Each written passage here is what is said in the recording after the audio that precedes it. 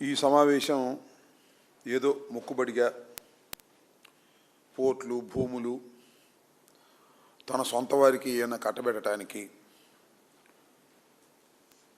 పెట్టినటువంటి cabinet meeting అని కనిపిస్తుంది తప్ప చిత్తశుద్ధితో రాష్ట్ర అభివృద్ధి కోసమో సంక్షేమాల కోసమో పెట్టి రిజల్యూషన్స్ పాస్ చేసినటువంటి క్యాబినెట్ మీటింగ్ లాగా కనిపించడం లేదు. ముఖ్యంగా గమనించవలసింది ఏంటంటే కేవలం 25 మంది మంత్రులుంటే ముఖ్యమంత్రితో సహా ఇవాళ 5గురు గైర్హాజరయ్యారు. ఎంత నాన్ సీరియస్గా ఈ క్యాబినెట్ సమావేశం జరుగుతుందో రాష్ట్ర ప్రజలు అర్థం చేసుకోవాలని ఈ సందర్భంగా నేను మనవి చేస్తున్నా. క్యాబినెట్ మీటింగ్ అనగానే ఏదో చంద్రబాబు నాయుడు గారు ఇచ్చినటువంటి హామీలు చాలా వరకు నెరవేర్చలేదు. దీనిలో అయినా నెరవేరుస్తారేమో. ఆడబిడ్డ నిధి, నిరుద్యోగ భృతి, 50 ఏళ్ళకి పెన్షను, ఇంతవరకు ఏం పెన్షన్లు ఇవ్వలేదు. కొత్తగా ఉన్నాటిని కట్ చేస్తున్నారు. ఏమన్నా కొత్తగా పెన్షన్లు ఇస్తారేమో అని సంక్షేమం ఏదైనా జరుగుతుందేమోనని పేద ప్రజానీకం ఎదురు చూస్తూ వస్తున్నారు తప్ప వాళ్ళకి నిరాశే కలుగుతుంది. కాస్త ఉత్సాహంగా ఎవరికంటే పోర్టులు కేటాయిస్తేనో భూములు కేటాయిస్తేనో తన బినామీదారులు వాళ్ళు కాసు కూర్చుంటున్నారు. ఏం జరిగిద్దా దీనిలో మనకేమన్నా భూములు కేటాయిస్తారేమో ఎగరేసుకుపోదామనే వాళ్ళ కోసం మాత్రమే ఇది జరిగేటటువంటి విషయంగా చాలా స్పష్టంగా కనిపిస్తూ ఉంది. ఈ క్యాబినెట్లో ఇలాంటి సంక్షేమ కార్యక్రమాల సంగతి పక్కన పెట్టి రెడ్ బుక్ రాజ్యాంగం ఎలా అమలు చేయాలి, లేదు రాజకీయ కక్షలు ఎలా తీర్చుకోవాలి. చాలా ఆశ్చర్యం వేసింది నాకు. ఇవాళ డీజీపీ గారు వెళ్ళి సోషల్ మీడియా మీద ప్రజెంటేషన్ ఇచ్చారట మొత్తం టోటల్గా. అంటే ఇవాళ సోషల్ మీడియాతోనే ఈ రాష్ట్రానికి ఈ దేశానికి ప్రమాదం, కనవ ఏం పడలేదు అనేటువంటి పద్ధతులు వ్యవహరిస్తున్నారు. అంతేకాదు ఒక టాస్క్ ఫోర్స్ పెట్టారంట సోషల్ మీడియా మీద, సోషల్ మీడియా పోస్టింగుల మీద. చంద్రబాబు నాయుడు గారు అంటారు వ్యక్తిత్వ హననాన్ని చేసేటటువంటి సోషల్ మీడియా పోస్టింగుల్ని, సోషల్ మీడియాని మేము అరికట్టేస్తాం. అసలు నీకన్నా వ్యక్తిత్వ హననం చేసేటటువంటి వారు ఎవరున్నారు చెప్పమని అడుగుతా ఉన్నా. ఈ రాష్ట్రంలో మాట్లాడితే చంద్రబాబు నాయుడు గారు జగన్మోహన్ రెడ్డి గారిని, వైఎస్ఆర్ కాంగ్రెస్ పార్టీని, జగన్మోహన్ రెడ్డి గారి కుటుంబాన్ని వ్యక్తిత్వ హననం చేయడానికి తప్ప ఏమీ మాట్లాడలే. ఈ మధ్యన పాలసీ మ్యాటర్ ఏం మాట్లాడలా. జగన్మోహన్ రెడ్డి గారిని వ్యక్తిత్వ హననం చేసేటటువంటి కార్యక్రమాలు చేస్తున్నారు. అంతేకాకుండా అసలు సోషల్ మీడియాలో చంద్రబాబు నాయుడు గారు పెయిడ్ ఆర్టిస్టులను పెట్టి వీడియోలు చేస్తున్నారు. చూశారుగా మీరు అందరూ.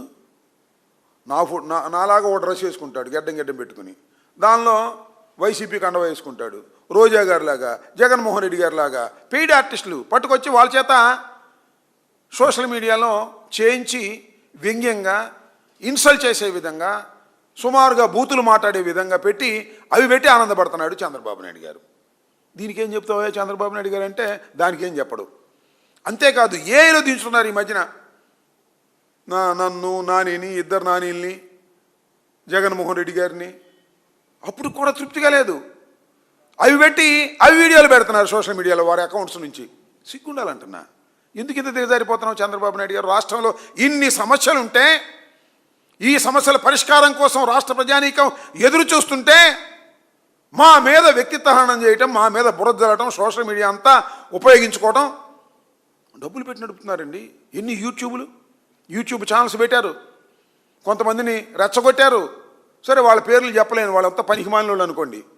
వాళ్ళ చేత రోజు తిట్టించేటటువంటి కార్యక్రమాలు చేస్తున్నారు.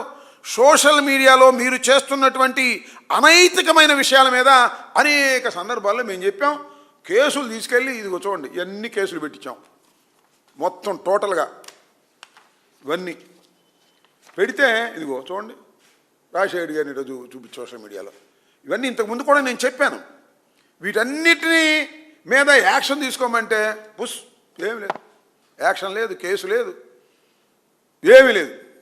చంద్రబాబు నాయుడు గారు అధికారంలోకి వచ్చిన తర్వాత, ఈ కూటమి ప్రభుత్వం అధికారంలోకి వచ్చిన తర్వాత మాత్రం వైసీపీ వాళ్ళ మీద, న్యూట్రల్స్ మీద ఎవరైనా ప్రభుత్వానికి వ్యతిరేకంగా సోషల్ మీడియాలో మాట్లాడితే వారి మీద తప్పుడు కేసులు పెట్టేటువంటి కార్యక్రమం చేస్తున్నారు. ఎన్నండి? 1549 సోషల్ మీడియా కేసులు పెట్టారు. వైఎస్ఆర్సీపీ మీద కానివ్వండి, లేకపోతే తెలంగాణలో ఈ మధ్యన పట్టుకొచ్చారు కదా అలాంటి వారి మీద కానివ్వండి, కొమ్మినేని శ్రీనివాస్ గారి మీద కానివ్వండి, ఇలా తప్పుడు కేసులు పెట్టి దీనిలో 1344 మందిని అరెస్ట్ చేశారు సోషల్ మీడియా. ఇప్పుడు టాస్క్ ఫోర్స్ అంట, కొత్తగా టాస్క్ ఫోర్స్ చేశారంట ఈ రాష్ట్రంలో సోషల్ మీడియా మీద యాక్షన్ తీసుకోవడానికి. మరి ఎందుకు సోషల్ మీడియా అంటే అంత భయం ఏంటి? మొత్తం టోటల్గా మీడియా మొత్తాన్ని ఆంధ్రప్రదేశ్లో ఉన్నటువంటి టీవీ5, ఈనాడు, ఆంధ్రజ్యోతి, ఇంకా అది మహా టీవీ, అది ఇవన్నీ కలిసి మొత్తం టోటల్గా గిప్పులు పెట్టుకున్నారు. 70%, మోర్ దెన్ 70% రెగ్యులర్ మీడియా మీరేం చెప్తే అదే మాకు వ్యతిరేకంగా చెప్పించడం, లేనిపోని అన్ని దానిలో చెప్పించడం. ఇక సోషల్ మీడియా వచ్చేసింది కదా, సోషల్ మీడియాలో వాస్తవాలు బయటకు వస్తున్నాయి కొన్ని సందర్భాల్లో. మీరేమో నెగిటివ్గా మాకు చెప్పే కార్యక్రమం చేస్తున్నారు. సోషల్ మీడియా అంటే భయం ఇవాళ ఎక్కడ వాస్తవాలు బయటకు వచ్చేస్తున్నాయో అనేటువంటి ఉద్దేశంతో ఇవాళ సోషల్ మీడియా మీద యాక్షన్ తీసుకోవాలనేటువంటి ఉద్దేశంతో మా మీద కేసులు పెట్టడానికి ఒక టాస్క్ ఫోర్సు ఇవన్నీ పెడుతున్నారు. నాకు తెలియకడుతాను ఇన్ని టాస్క్ ఫోర్సులు పెడుతున్నారు, ఇంత అన్యాయం అక్రమం చెప్తున్నారు. దీనికోసం డీజీపీ గారు క్యాబినెట్ సమావేశంలోకి వచ్చి ఆయన ప్రజెంటేషన్ ఇవ్వటం నాకు అర్థం కాల. నేను ఒకటి అడుగుతా ఉన్నా డీజీపీ గారిని, వీళ్ళందరినీ కూడా, ఏమంటే డీజీపీ గారు మీ ఆఫీసు కోతవేడి దూరం, చంద్రబాబు నాయుడు గారి ఆఫీసు కోతవేడి దూరం, రాజధాని ఆల్మోస్ట్ ఆల్ కృష్ణలంకలో గాదే సాయి కృష్ణ అనే వ్యక్తి అతి దారుణంగా లాకప్లో మరణిస్తే దాయడానికి ప్రయత్నం చేశారు. కోర్టులకు వెళ్ళారు, మేము మాట్లాడిన తర్వాత ఏం చేయాలో అర్థం కాక చచ్చిపోయి ఒప్పుకున్నారు. ఎప్పుడు కోర్టుల్లో హెబియస్ కార్పస్ పడేసిన తర్వాత, వాదనలు విన్న తర్వాత, ఇదే వేదిక మీద నుంచి నేను మాట్లాడిన తర్వాత వాడు చచ్చిపోయాడయా, బూడి చేశారా అని చెప్పిన తర్వాత గత్యంతరం లేని పరిస్థితుల్లో చచ్చిపోయిన ఒప్పుకున్నారు. దాని గురించి ఏం మాట్లాడరా మీరు? క్యాబినెట్లో సీరియస్ కాదా? దాని గురించి మాత్రం మాట్లాడరు. అంతేకాదు కాంతి కుమార్ ఆత్మహత్య చేసుకున్నాడు, చేసుకుంటూ ఎవిడెన్స్ ఇచ్చాడు, దాని గురించి క్యాబినెట్లో డిస్కస్ చేయరు.